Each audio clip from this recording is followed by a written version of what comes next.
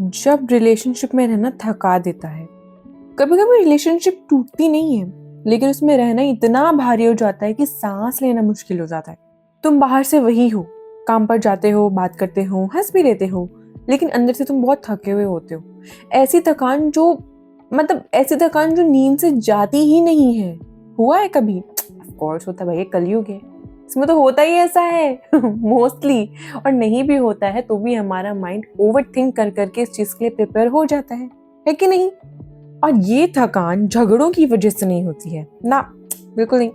ये थकान उस कांस्टेंट प्रेशर से होती है जिसमें तुम्हें हर समय खुद को संभालना पड़ता है। तुम इतने यूज्ड टू हो जाते हो खुद को संभालने की कि कुछ अच्छा भी चल रहा हो ना, तो भी उसके ऊपर तुम्हारी ओवर थिंकिंग आती है मटकती हुई, और बस लगा देती है तुम्हें काम पर। तो तुम रियलिटी, आई मीन, ये सच बात है कि रियलिटी पे फिर बिलीव करना भी मुश्किल हो जाता है। क्या रियलिटी तो बहुत कम होती है, पर होती जरूर है।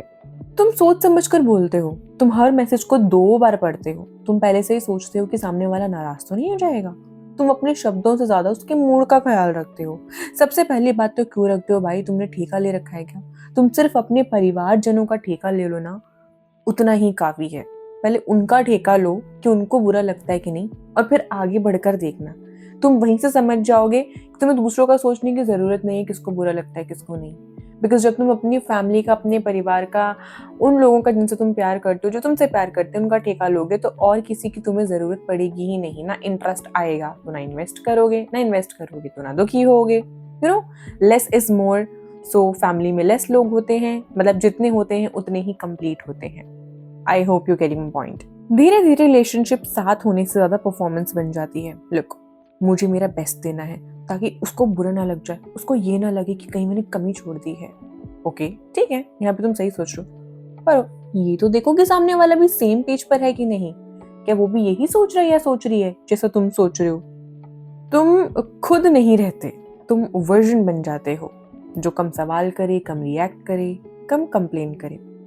और सबसे खतरनाक चीज क्या होती है?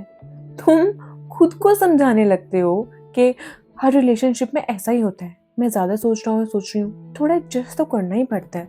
भाई क्यों करना पड़ता है? तुम क्या एडजस्ट करने के लिए बने हो?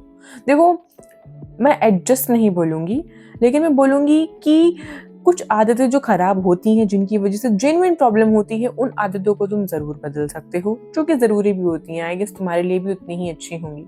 लेकिन प्रॉपर एडजस्ट करना तो भैया, I guess you are with wrong planet. I mean, you are with red planet, not even red flag or red forest or red place, state. No, red planet. Got it? ये तुम्हारे माँ बाप के साथ भी तो तुम रहते हो, वो तुम्हें बोलते होंगे ना कि भाई बदल। वो ये नहीं बोलते हैं बदल, मेरे कहने का मतलब है वो ये बोलते होंगे भाई अपनी इस आदत को ठीक कर ले, इस चीज को ठीक कर ले, तेरे लिए अच्छी है कि नहीं? लेकिन वो ये तो नहीं बोलते बेटा तू पूरा का पूरा बदल वरना हम तुझे एक्सेप्ट नहीं करेंगे। क्यों? दैट इज रियल लव भाई। तुम नहीं समझ रहे क्या? लाइक आई नो कि पार्टनर से तुम पेरेंट्स जैसी एक्सपेक्टेशंस नहीं रख सकते हो, लेकिन एडजस्ट वाली भी नहीं रखनी चाहिए ना, कि तुम पूरे एडजस्ट हो या फिर तुम्हारा पार्टनर चाहे कि तुम पूरे एडजस्ट हो। व्हाई? नो। लेकिन सच ये है, एडजस्टमेंट और एग्जॉशन अलग अलग चीजें होती हैं। एडजस्ट करना नॉर्मल है, लेकिन अगर रोज तुम्हें इमोशनली ड्रेन फील हो रहा है, हर कॉन्वर्जेशन के बाद तुम्हें रिकवरी टाइम चाहिए, अगर तुम अपने पार्टनर के साथ भी रिलैक्स नहीं कर पाते, तो मेरे प्यारे grow and bro, I mean for brothers bro and for girls grow, तो वो प्यार नहीं है, दैट्स प्रेशर। जब रिलेशनशिप में रहना थका देता है तो असल में तुम किसी और से नहीं, खुद से लड़ रहे होते हो। तुम अपनी फीलिंग्स दबा रहे होते हो, तुम्हें अपनी नाराजगी, मतलब तुम अपनी ही नाराजगी इग्नोर कर रहे होते हो, अपनी जरूरतों को पीछे रख रहे होते हो, खुद को तो हर्ट कर रहे हो और दूसरों का बड़ा भला सोचने की पड़ी है। पहले खुद के साथ तो अच्छा कुछ फील कर लो भाई कि आई complete my self, I don't need anyone, बल्कि मेरे पास इतना ज्यादा है कि मैं दूसरों को दे भी सकता हूँ या दे भी सकती हूँ। पहले खुद को तो उतना कंप्लीट फील कराओ, पर नहीं, खुद के पास नहीं है उतनी अच्छी फीलिंग खुद के लिए, लेकिन दूसरों को अच्छा फील कराना है, और उसके चक्कर में खुद को और दबाते जाते हो भैया। वाह। देखो, ये सब बातें मैं यूं ही नहीं बोल रही हूँ, लिटरली ऐसी ही सिचुएशन से मैं निकल चुकी हूँ, हील किया मैंने, और जब हील किया तभी जाकर ये सब चीजें समझ में आती हैं। तो जो लोग हीलिंग के प्रोसेस में हैं या हील कर चुके हैं वो इससे बहुत अच्छे से रिलेट कर सकते हैं, और जो आगे हील करने वाले हैं उनको यहाँ से हिंट मिलना शुरू हो जाएगा। और ये सब करते करते तुम्हारी एनर्जी खत्म होने लगती है। प्यार तुम्हें कमजोर नहीं बनाता मित्रों, प्यार तुम्हें हल्का बनाता है मित्रों। अगर तुम्हें रिलेशनशिप में रहकर बार बार ये सोचना पड़ रहा है कि मैं और कितना सहूं, तो ये वार्निंग है।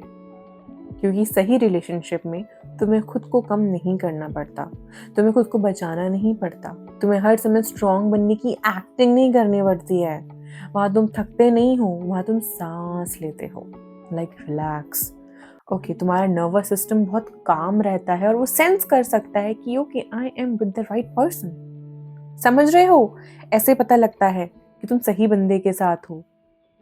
अगर तुम सही अगर तुम अभी किसी ऐसे रिलेशनशिप में हो जहाँ रहना ही थका देता है, तो पहले खुद से सवाल पूछो, क्या मैं प्यार में हूँ, या मैं सिर्फ उसे खोने से डर रहा हूँ या डर रही हूँ?